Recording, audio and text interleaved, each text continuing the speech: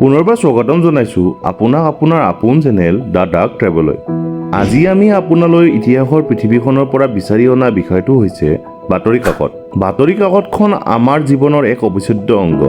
বহু লোকৰ ৰাতিপুৱা চাহৰ কাপটো হাতত লৈ বাতৰি কাকতখন চকুত নুফুৰালে দিনটো আৰম্ভ নহয়। ঘৰতে বহি গোটেই পৃথিৱীৰ খবৰ আমি এই বাতৰি কাকতখনতেই পাওঁ। আজিৰ দিনত গোটেই পৃথিৱীতে লাখৰো ওপৰত বাতৰি কাকত প্ৰতিদিনেই বেলেগ বেলেগ নামত বা বেলেগ বেলেগ ভাষাত প্ৰকাশ পায়। পিছে আপুনি কেতিয়াবা ভাবিছেনে এই বাতৰি কাকতখনৰ ইতিহাস কি? কোনে কৰিছিল এই বাতৰি কাকতখনৰ আৱিষ্কাৰ? তেন্তে বলক পলম নকৰি ভিডিঅ'টো আৰম্ভ কৰোঁ।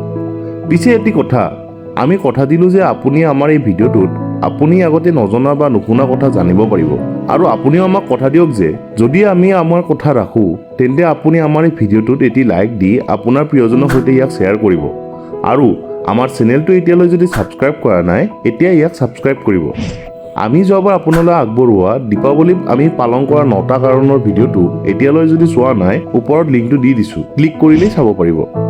ৰোমান সাম্ৰাজ্যত যদি কিবা এটি কথা ৰজাই ৰাইজক জনাব লগাত পৰিছিল তেন্তে ৰাজহুৱা স্থানত ডাঙৰ এটি শিলত বা লোহাত লিখি ৰাইজক জনোৱা হৈছিল। ঠিক একেদৰে চীনতো 3ৰ পৰা 8 শতিকালৈ কিবা চৰকাৰী বাৰ্তা ৰাইজক জনাবলৈ কাঠ, ৰেচম কাপোৰ বা ধাতুৰ প্ৰয়োগ কৰা হৈছিল। 1582 চনত বেইজিঙত আৰু 1586 চনত ইটালীত খবৰ কাগজত লিখিব আৰম্ভ কৰা হৈছিল। কিন্তু এই কাকত অকল ৰাজনৈতিক আৰু চৰকাৰী কৰ্মচাৰীসকলৰ বাবেহে আছিল। সাধাৰণ জনতাৰ বাবে এইটো এক সপোন আছিল। আৰু সেয়েহে এইখনক আমি বাতৰি কাকত বুলি অভিহিত কৰিব নোৱাৰোঁ। আৰু ইয়াৰ পিছত ছপাশালৰ আৱিষ্কাৰ হয়। আৰু ছপাশালৰ আৱিষ্কাৰে বাতৰি কাকতৰ সৃষ্টিৰ পথ মুকলি কৰে। পৃথিৱীৰ প্ৰথমখন ছপাশালত প্ৰকাশিত বাতৰি কাকত জাৰ্মানীত 1605 চনত কাৰ্লছ নামৰ এজন ব্যক্তিয়ে প্ৰকাশ কৰে। আৰু এই কাকতখনৰ নাম আছিল ৰিলেশ্যন। পিছে সেই সময়ছোৱাত ছপাশালবোৰ আজিৰ দৰে ইমান উন্নত নাছিল। আৰু সেয়েহে বাতৰি কাকতৰ দাম আকাশলংঘী আছিল আৰু সাধাৰণ জনতাই ইয়াক সহজে ক্ৰয় কৰিব সক্ষম হোৱা নাছিল। আৰু ইয়াৰে পিছত জন্ম হ'ল দ্য পেনী প্ৰেছ নামৰ বাতৰি কাকতখনৰ। এইখন সেই সময়ৰ আটাইতকৈ সস্তা বাতৰি কাকত আছিল আৰু সাধাৰণ জনতাই ইয়াক সহজেই ক্ৰয় কৰিব পাৰিছিল। ইয়াৰে পিছত গোটেই পৃথিৱীত নিজ নিজ ভাষাত বাতৰি কাকত প্ৰকাশ পাব আৰম্ভ হয়। ভাৰতত প্ৰথমখন বাতৰি কাকত 1766 চনত উইলিয়াম বটছে ইংৰাজীত প্ৰকাশ কৰাৰ প্ৰয়াস কৰে। কিন্তু ব্ৰিটিছৰ ৰোষত পৰাৰ বাবে তেখেতক ভাৰতৰ পৰা খেদি পঠিওৱা হয় আৰু বটছৰ সপোন হৈয়ে ৰ'ল। ইয়াৰে ঠিক 4 বছৰ পাছত অৰ্থাৎ 1980 চনৰ জানুৱাৰী মাহত জেমছ আগষ্ট হিকি নামৰ এজন ব্যক্তিয়ে হিকিজ বেংগল গেজেট নামৰ বাতৰি কাকতখনৰ প্ৰকাশ কৰে। পিছে হিকিয়ে এই কাকতখনত ব্ৰিটিছ চৰকাৰৰ বিৰুদ্ধে লিখিব আৰম্ভ কৰে। ফলস্বৰূপে ইংৰাজ চৰকাৰে এই বাতৰি কাকতখন ভাৰতত নিষিদ্ধ ঘোষণা কৰে। ইয়াৰে পিছত সেই একে বছৰতে নৱেম্বৰ মাহত ইণ্ডিয়া গেজেট নামৰ আন এখন বাতৰি কাকত প্ৰকাশ পায়। আপোনালোকৰ বাবে আমি বাতৰি কাকতৰ ইতিহাসৰ ওপৰত সংগ্ৰহ কৰা 6টা তথ্য আগবঢ়ালোঁ। নম্বৰ 1, পৃথিৱীৰ আটাইতকৈ পুৰণি বাতৰি কাকত যিখন এতিয়ালৈ প্ৰকাশিত হৈ আছে আৰু সেইখনৰ নাম হৈছে গেজেটা ডি মেণ্টভা। 1664 চনৰ পৰা আজিলৈকে এই একেই নামেৰে এই বাতৰি কাকতখন প্ৰকাশিত হৈ আছে। নম্বৰ 2, অসমৰ প্ৰথমখন বাতৰি কাকতখনৰ নাম হৈছে অৰুণোদয়।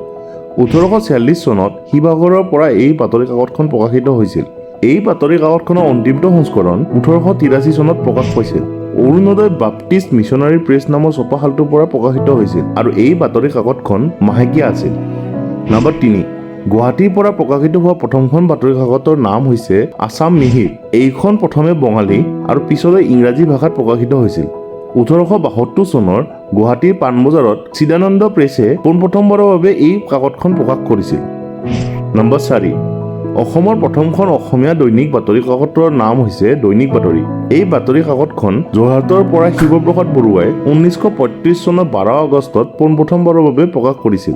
যোৰহাট চহৰৰ পৰা প্ৰায় 8 কিলোমিটাৰ নিলগত থকা ঠেংগাল ভৱনৰ পৰা এইখন প্ৰকাশ পাইছিল। নম্বৰ 5, অসমত বৰ্তমানলৈকে প্ৰচলিত আটাইতকৈ পুৰণি অসমীয়া বাতৰি কাকতখনৰ নাম হৈছে দৈনিক জনমভূমি। 1972 চনত এই বাতৰি কাকতখনে পোনপ্ৰথমবাৰৰ বাবে প্ৰকাশ কৰা হৈছিল। নম্বৰ 6, অসমত বৰ্তমানলৈকে প্ৰচলিত আটাইতকৈ পুৰণি ইংৰাজী বাতৰি কাকতখনৰ নাম হৈছে দ্য আছাম ট্ৰিবিউন। 1939 চনৰ পৰা আজিলৈকে এই বাতৰি কাকতখন প্ৰচলিত হৈ আছে। আপোনাৰ বহুমূলীয়া সময় আমাক দিয়াৰ বাবে অন্তৰৰ পৰা অশেষ ধন্যবাদ। আমাৰ আজিৰ এই ভিডিঅ'টোৰ ওপৰত আপোনাৰ মতামত আমাক কমেণ্ট বক্সত কমেণ্ট কৰি জনাবচোন। আৰু আপুনি যদি আমি কিবা বিষয়ৰ ওপৰত ভিডিঅ' বনোৱাটো বিচাৰে তেন্তে আমাক জনাব, আমি নিশ্চয় চেষ্টা কৰিম। আজিলৈ ইমানেই। পুনৰ এনেকুৱা এক ইতিহাস লৈ অনাৰ প্ৰতিশ্ৰুতিৰে ধন্যবাদ।